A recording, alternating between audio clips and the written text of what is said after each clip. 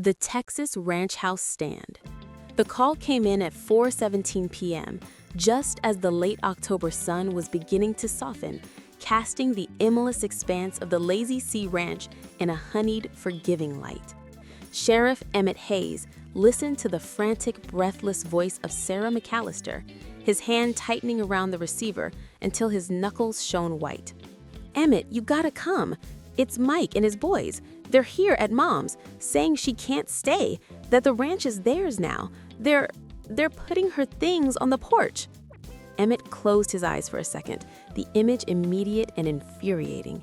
82-year-old Clara Henderson in the limestone ranch house her grandfather had built with his own hands after the Civil War, being strong-armed out by her own grandson. "I'm on my way, Sarah. Don't you try to stop them. Just be there for Clara." He slammed the phone down into its cradle, the sound echoing in the quiet of the Bandera County Sheriff's Office. His deputy, a young man named Luis Garcia, looked up from his paperwork. "The Henderson thing? It's not a thing, Luis. It's a war, and it just started." Emmett grabbed his hat, its crown permanently shaped by years of wear and West Texas wind. "Radio Jim and tell him to meet us out there, and call Judge Warren at home.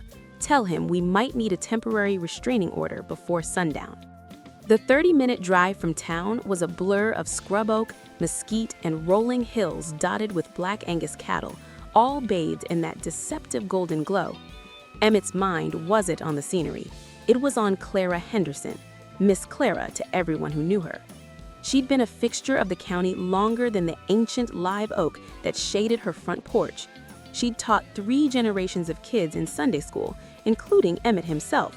She'd organized meal trains during droughts, nursed sick neighbors through flu seasons, and her pecan pie was the uncontested champion at the county fair for 4 decades straight.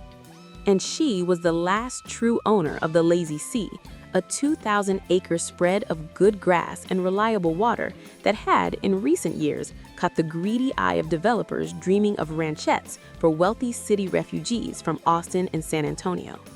Mike Henderson, Clara's grandson, was the spearhead, a slick Houston-based commercial real estate broker with a Rolex that cost more than a prize bull. He'd always viewed the ranch not as a heritage, but as a spreadsheet sell.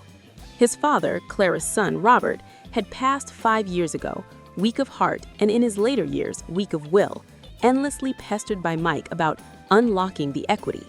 Robert had died, and Mike had seen his opening. Emmett turned his cruiser onto the long caliche driveway, the white dust pluming behind him like a warning signal. He saw the scene before he fully processed it. A glossy, oversized black pickup truck and a luxury SUV were parked haphazardly on Clara's immaculate lawn. On the broad porch, a pathetic pile of cardboard boxes and a few pieces of furniture sat heaps like refuse.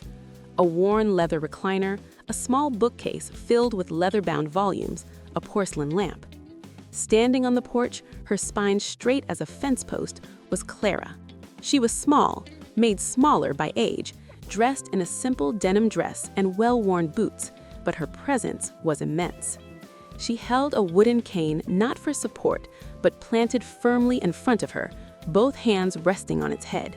Her face, a road map of wrinkles earned from sun and sorrow, was set in an expression of glacial calm.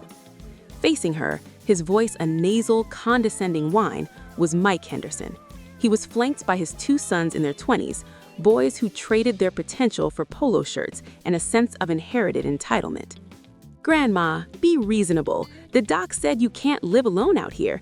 This place is a death trap. Those stairs, the well, the isolation. We're doing you a favor. We've got a nice spot for you at Shady Oaks. It's got a pool and everything." Clara didn't raise her voice. It carried on the still air, dry and clear as a bell. "This is my home, Michael. I was born in the front bedroom. I'll die in it, and you will not turn my life into a storage unit sale." Mike threw his hands up, turning to his cousin Sarah, who stood at the bottom of the steps, her phone held up, recording. "You see, she's irrational. It's for her own good." "That's enough, Mike." All heads turned as Sheriff Hayes' boots crunched on the gravel. He walked slowly, deliberately, his badge catching the sun. He didn't look at Mike, but walked straight up the steps to stand beside Clara. He touched the brim of his hat. "Miss Clara, you all right?" "I am now, Emmett. Thank you for coming." Mike puffed out his chest. "Sheriff, this is a private family matter. We have power of attorney. We're just moving her to a safer environment." Emmett turned his gaze on Mike. It was the flat, assessing look he reserved for drunk drivers and men who abused animals. "You got a court order for eviction, Mike? A writ of possession signed by a judge?" Mike's confidence flickered. "We don't need one. She's a danger to herself. We're next of kin. We have POA." "Financial POA," Clara said, her voice still steady. "Signed when your daddy was sick and worried about bills. It gives you the right to pay my property taxes from my accounts, Michael, not to steal my home." "A lawyer will sort that out," Mike blustered. "In the meantime, she can't stay here." "She's staying right here," Emmett said. "You are on her private property, causing a disturbance. You've damaged her lawn with those vehicles. You unlawfully removed her personal property.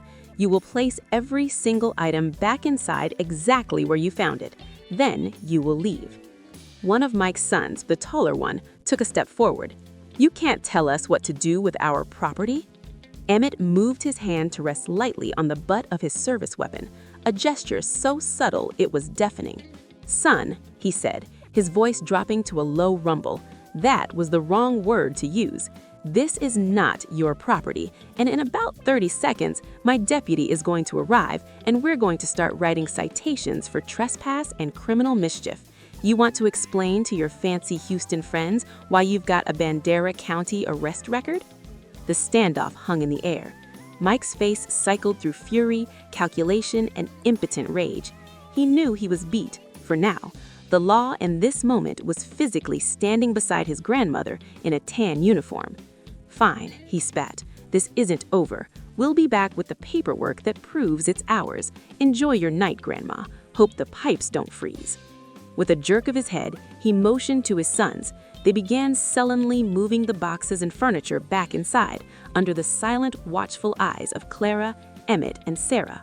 When the last item was returned and the trucks had roared back down the driveway, kicking up an angry cloud of dust, the tension finally broke. Clara's shoulders slumped, just a fraction. The cane trembled for a second before she firmed her grip. "Sarah, put the kettle on," she said, her voice suddenly tired. "Emmett, you'll stay for tea." That night in the quiet of the old house, Clara didn't sleep. She sat in her recliner, the one they'd tried to throw out, and looked at the pictures on the wall. Her grandfather, stern and bearded, with the raw limestone shell of the house behind him. Her father on his favorite cutting horse. Her late husband, Ben, young and grinning, one arm around her, the other on the hood of their first tractor. The land was in their eyes, a permanent reflection. Mike saw acreage. He saw lot lines, utility access, profit margins. He didn't see what Clara saw, the specific bend in the creek where Ben had proposed, the grove of oaks where they'd picnicked during Roundup, the view from the west window where she'd rocked every one of her children and grandchildren, watching thunderstorms march across the vast sky. This was more than a house. It was the container for her life, for all their lives. Letting Mike win would be to declare that memory had no value, that love was a depreciating asset, that a century of sweat and joy could be erased by a signature and a glossy brochure for a retirement community with a putting green. She wouldn't let it happen, but the cold fear seeped in. Mike was right in one thing. He would be back with paperwork. He had lawyers, money, and the relentless, amoral energy of greed. The next morning, Sarah returned, her face grim. "I talked to a lawyer in San Antonio, Mom, a good one. He said it's complicated. The POA is a problem. If Mike claims you're incapacitated, he could petition the court for guardianship. Then he could sell the ranch for your care. He says we need to get ahead of it. We need to revoke the POA, and we need to file something to show you're fully competent." Clara nodded, stirring her oatmeal. "What do I need to do?" "The lawyer wants a full medical evaluation, a psych assessment, bank records, character affidavits. It's invasive and expensive." "Then we start today," Clara said. "You call Doc Phillips. He's known me for 50 years. I'll go see him this afternoon." The medical evaluation was humiliating. Having to prove her mind was her own to a brisk clinical neurologist in the city felt like a violation. She scored near-perfect marks on the cognitive tests, drawing the clock, remembering the words. The physical exam was harder. The doctor noted mild arthritis, a slightly elevated blood pressure, the frailty of age. He is medically capable of making her own decisions, he wrote. However, living alone on a remote property does carry inherent risks. It was the crack Mike would try to drive a bulldozer through. The legal bills began mounting. Sarah, who worked as a paralegal in a small local firm, started handling most of the correspondence, but the retainer for the San Antonio lawyer evaporated in weeks. Clara dipped into savings she'd meant to leave for her grandchildren, the ones who still sent Christmas cards at least. Mike's opening salvo arrived by certified mail. It was a petition to the probate court for a temporary